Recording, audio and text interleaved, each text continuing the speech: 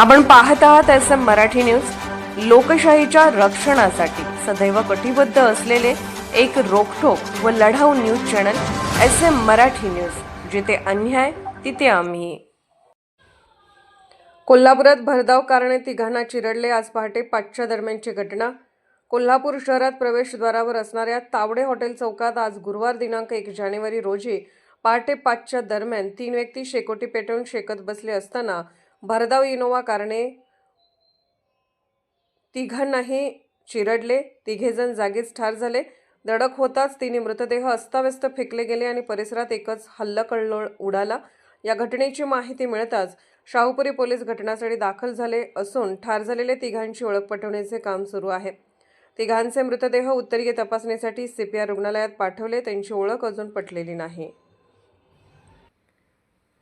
SM Marathi news चॅनलला like करा, share करा आणि सबस्क्राईब करा।